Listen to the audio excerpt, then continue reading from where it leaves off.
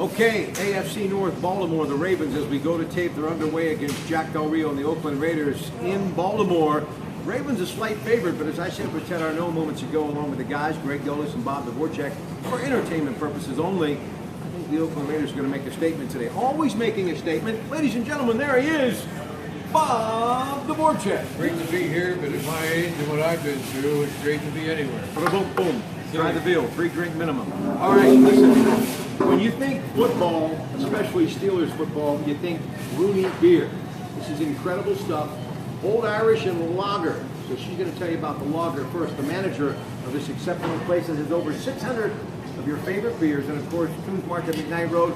All 9 of the locations stocked up today with anything you need for your pre-game, halftime, and post-game celebration tonight as the Steelers are under the national spotlight. Heinz Field, it's Sunday Night Football in America NBC as they host Kansas City. Tell me about this. Okay, so the Rooney's Lager, that's a traditional lager that's brewed right here. Sure, and then it's just grew into this brewery, which now it's brewed at the Pittsburgh Brewing Company. And it's Rooney's beer, it's great. It's Rooney's beer, and one of the rare places that you can find it is here. Of course, Wilson McGinley and Frank Fuhrer making it possible. We're grateful for that. Tell them about Thirsty Thursday. Okay, so we do a complimentary happy hour tasting every Thursday from 5 to 7. This month coming up, we have Stouts, which is a local Pennsylvania brewery. Angry Orchard for all those cider lovers. It is getting to be fall time. It feels like fall outside finally. And ciders are a good beer alternative. We have a surprise tasting October 20th where you'll have to just stop out and see what we have planned for you. And then all sorts of good stuff. Oh, yeah. It just never ends. After all, there's 600 varieties of beers. What do you expect? But anytime we talk Steelers, we always are thinking Rooney's, the family that started it all. Thank you so much. You're welcome. Thanks. All right, Kristen Calandra. Now let's talk about the Steelers, who are a slight favorite against the Kansas City Chiefs. 4 points to be exact. I just think the Steelers are going to play big tonight, coming off that horrific performance against Philadelphia. Great. Well, going into last week's show, we said the Steelers are the best team in football, and after the show, all the fans are talking about we got to fire the coach, get a new quarterback, and relocate the defense. So don't give up on that. That game was just one of those aberrations. I think the Steelers will be back tonight in full force and showing that they are the, if not the best, one of the best teams in football. That was a pretty. It would be hard for them to play worse than they did last week because that was a failure in every segment of the game. Why won't anybody actually just, because he's a rookie, there was a guy who did it a little over a decade ago talking about Ben Roethlisberger. He's Carson Wentz out of North Dakota State. I think he's got game, guys. Give him some love. He's done it 3 consecutive times as a rookie in the National Football League. He changed the name to Pennsylvania, right? Yeah, I mean, it's all good. I mean, Philadelphia has really gone through some tough times. They deserve a little bit of love. The football team is playing good right now. If it's going to last, I don't know. But at least for right now, Carson Wentz is showing that he belongs in the NFL.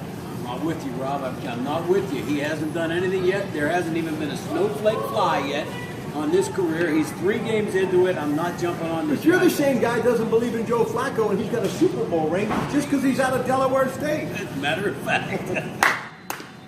All right. I didn't say I'm logical. I'm just telling you what I believe. Bob, come on. You've covered this game a long time. I mean, let's face it. Carson Wentz is doing something that no one thought, and to the point where they're saying that maybe he should have been the first selection in the NFL draft. It's a small sample size, but I like him. I do like him as a quarterback. What does he have that you like? I know what I like. Yeah. 6'4", 240 pounds. Raw strength, and he can throw the football, and he can see the whole field because he's 6'5". Well, as long as if they can keep the tacklers off of him, if he gets hit a couple of times, let me see how he plays with it. Notice what happens. They fall at his feet, the defenders, just as they have for Ben Roethlisberger for years. And that's what has enabled Ben. Ben got a good offensive line this year, but there were years that he didn't, and he still won. Guess what? Carson Wentz is winning with not that great of an offensive line. I'll give you one thing that he does show, and I'm going to contradict myself by talking good things about the kid. But one thing that you said, what one thing does he have? I would put it the word poised. I mean, he's really poised in the pocket. Blitzes come at him. He's fine with the blitz. He's got the best rating in the league against the blitz. So the kid, he has poise, and you know, when you're big, strong, and boys, you got a lot of good things. If you're a rookie and you put all that stuff together, right? You know, this tells you there's something about this kid. It should have been the #1 pick. Talking to Eric Hagman of 93.7 The Fan and also the Radio 1020 KDK. Doug Peterson, the coach now with Philadelphia, formerly on the staff where Alex Smith is playing and will be tonight. He was making comparisons of him and Joe Montana because he obviously spent time in Kansas City where Joe Montana ended up his career. Do you see any similarities in Alex Smith and Joe Montana? Maybe at that stage of his career, but make some sense of that. You know, the first digit in their uniform is a 1. That's about the only similarities I get with those two guys. I mean, Alex hasn't done anything yet to garner that type of tribute. But, you know, he's a middle-of-the-road NFL quarterback. He can get it done. Shakespeare said it so many years ago, comparisons are odious. Because Bill Shakespeare is #1 pick of the Steelers, 19 bada boom. But anyhow, I digress. That was pretty good, though. Now, I don't think that there's any way that Alex Smith is second coming to Joe Montana, but I do think he's played a serviceable quarterback. No, he may be like Joe Montana that played in Kansas City, because when he was in Kansas City, but he wasn't like that Joe wasn't Montana Joe playing in Montana. Frisco. Right. Joe Montana with Skechers. Hey, Ashley George is shooting us on the Samsung Galaxy 7. She is part of the great Robert Morris University brand, and they're a tremendous business school. We thank her. We're almost done, but before we go, practice squad no more. Last year, just goes to show if they sign with someone like Vantage Management Group, you just never know. B.J. Finney is on the offensive line with Foster, Gilbert, and of course, Marquis County, who's getting his shot. Yeah, and a tribute to him. I mean, it's the stick-to-itiveness, and a lot of times with offensive linemen, they have to go through that learning curve more than any other position to get themselves onto the football field. We'll see what the kid has. I mean, he's got a hand injury, so not only is he in a situation where he's getting his first start, but he's also playing kind of one-handed. So it will be interesting to see if he's able to stack up to pretty good pass rush. And it's not like they're just throwing. He was around all last year. And I think that's important, to be around. It's a hard position, though, Bob. It's tough. Yeah. The key to what Pitt has done is I think they've really transitioned into Chandrick Moss being their 97 go-to yards running last back. night, right. I mean, the kid is strong. He does not have that breakaway speed, but he has the. If there's a 7-yard hole, he'll get you 10. But he's not going to hit you the home run. But neither is Connor at this point. So it seems to be that they're laying all of their, not all of the chips, a lot of their chips in this kid. So they've got really a two-headed backfield. And what's lost in this transition is Allison, the 37, who was really a pretty good running back last year, right for 1,000 yards as a freshman. And now he sees the field in very rare circumstances in special teams. He had some trouble with weight coming in, maybe a little bit of attitude. Again, so you work with the young guys and try to get them into a good habit. So. Yeah, but you know what, Bob? Guys with attitude, the last thing you want to do is put them on a bench because that's not going to enhance anything. All right, last thing, Ryder Cup, as we go to tape, USA is leading, but this is all left to be played. It's fun. Ryder Cup is pretty cool. I mean, it's a really interesting. I know it's kind of like that funny golf or end of the season exhibition type stuff. But one of the things that Americans can sometimes be a little bit over the top in their support of the United States. I mean, why does that?